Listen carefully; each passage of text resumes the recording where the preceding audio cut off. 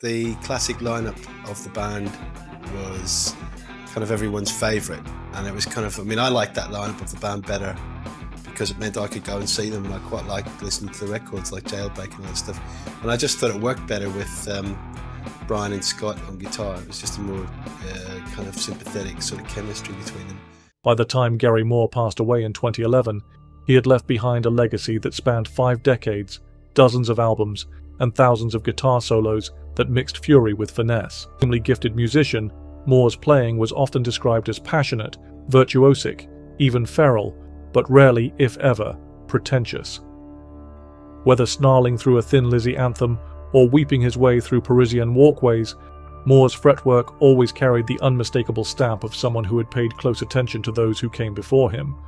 And pay attention he did.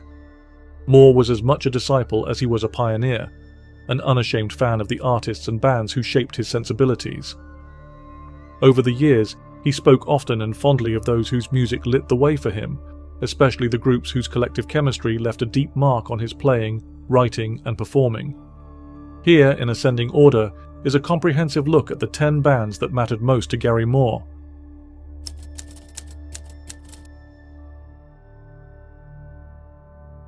It's easy to forget, amidst the tales of blazing solos and ear-splitting amps, that Gary Moore was first and foremost a songwriter. And when it came to learning how to write a song, there was no better school than the Beatles.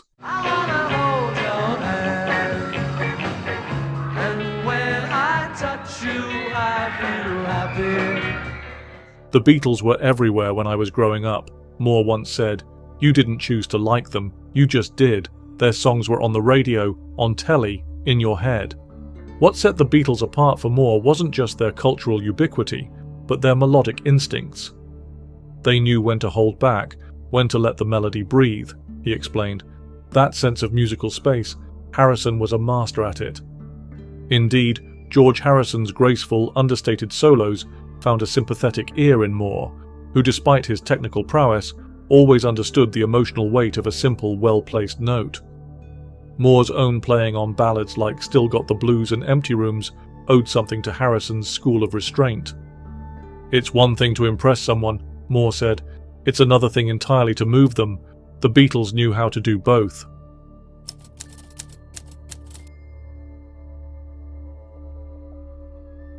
Cream was the band that supercharged the British blues movement and gave it a harder, more urgent voice.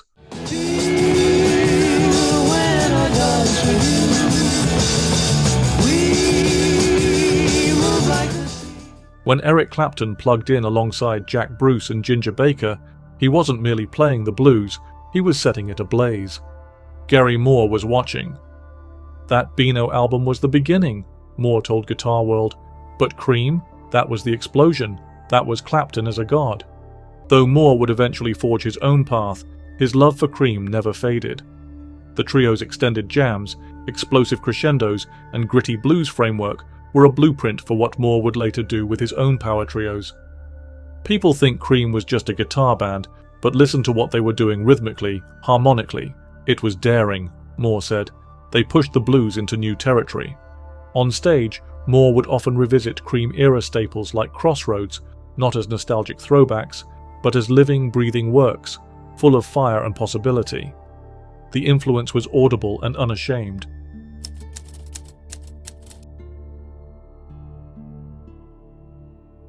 If Cream lit the match, Hendrix poured on the kerosene.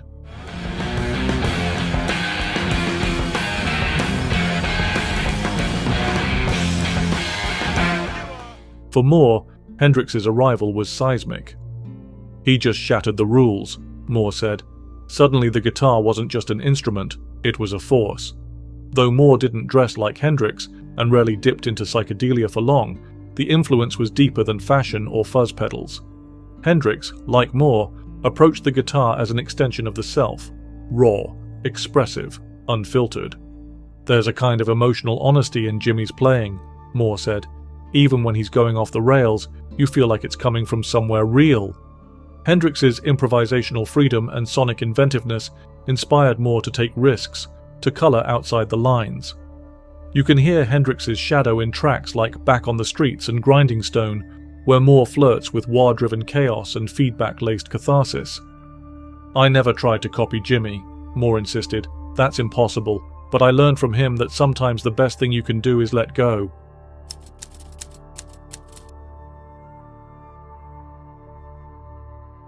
Long before the blues came calling, it was the Shadows who lit the spark in a young Gary Moore.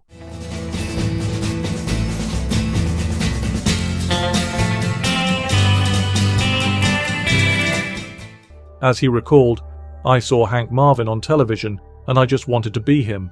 That was it." The Shadows, with their clean, twangy instrumentals and stoic presence, were Britain's first homegrown guitar heroes. Their music was precise, melodic, almost architectural, built not for chaos, but clarity. Hank Marvin had that red strat, that echo chamber sound.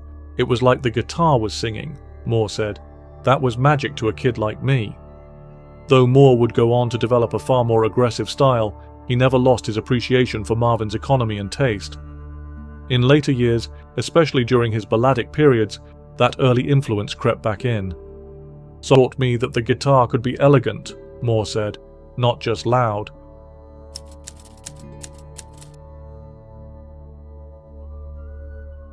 Gary Moore never played with Led Zeppelin, but he listened, keenly.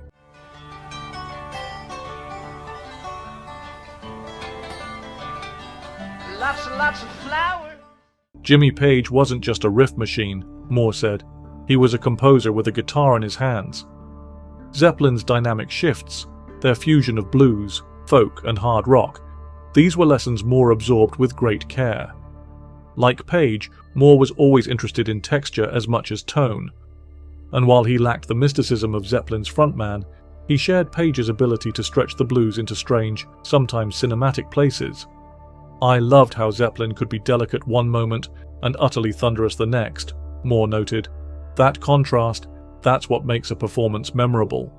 When Moore roared into "Over the Hills and Far Away" or "Run for Cover," it was with a similar sense of scale, an understanding that drama lives in the interplay between tension and release.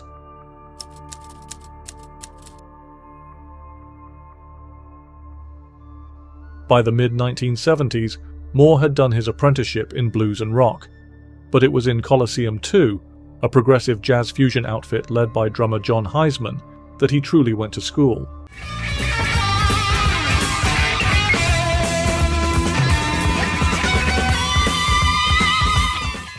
"That band terrified me," Moore admitted.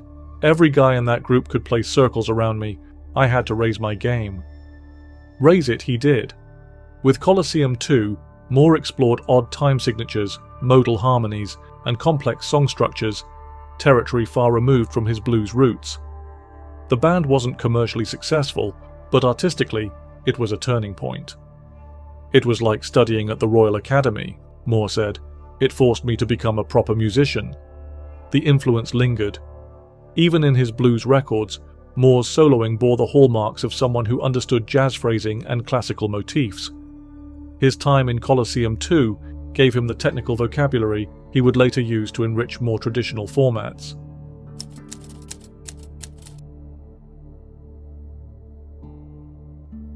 Before he was Gary Moore, guitar icon, he was Gary Moore, teenage prodigy in a scrappy Dublin band named Skid Row.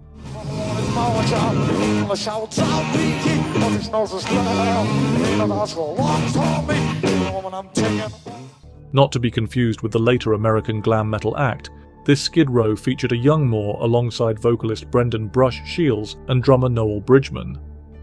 "We were kids," Moore said, "but we were hungry. We wanted to be the Irish cream." Skid Row blended blues, progressive rock, and psychedelia, and their two albums, Skid and 34 Hours, offered glimpses of the player Moore would become. His solos were raw, exploratory, sometimes wild, but always emotive. "It was where I learned how to be in a band," Moore said. "How to tour, how to record, how to fight over songs, all of it." Though he'd eventually outgrow the group, Moore never disowned his roots. "Skid Row was the beginning," he said. "You never forget your beginning."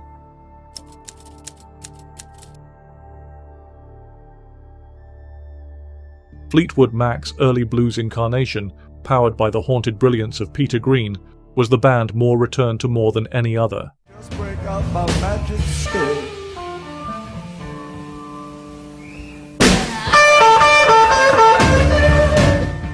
Peter Green was everything to me, he said. The phrasing, the tone, the silence between notes, it was pure. Green's songs, particularly Man of the World, Need Your Love So Bad and Love That Burns, spoke to something deep in Moore. They were not just exercises in blues guitar, they were open wounds. Moore's 1995 album Blues for Greenie was a track-by-track love letter to Green, performed using Green's own 1959 Gibson Les Paul. It remains one of Moore's most acclaimed works and a testament to his reverence. When Peter played, Moore once said, "You believed every note.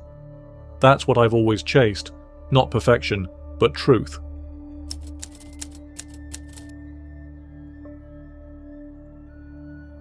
If Skid Row was Moore's high school, John Mayall's Bluesbreakers were the university course he couldn't stop revisiting.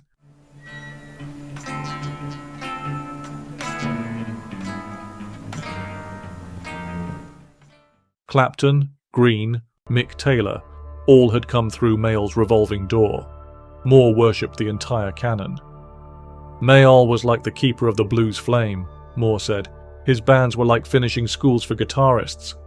Though Moore never played with Mayall himself, he studied the records obsessively. The Beano album, in particular, was a holy relic. "There's a weight to those tracks," Moore said. "You can feel the history in them, but also the future."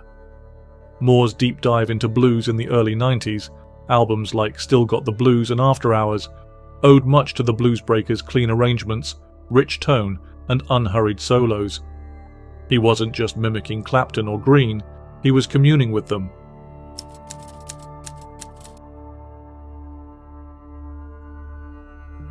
No band shaped Gary more profoundly than Thin Lizzy, not just musically, but personally.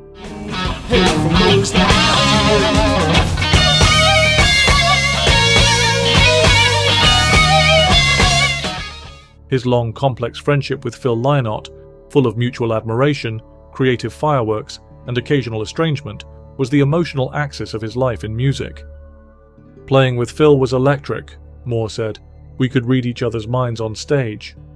Moore's on-and-off relationship with the band yielded some of its finest moments. The dueling guitars on Black Rose, the heartbreak of Still in Love with You, the feral energy of Don't Believe a Word. It was with Lizzy that Moore honed the twin-lead sound that would define British hard rock for a generation. But more than that, Lizzy gave Moore a platform, a stage big enough for his talent, and a songwriting partner who could match his emotional depth. "Phil was the poet," Moore said. "I was the fire."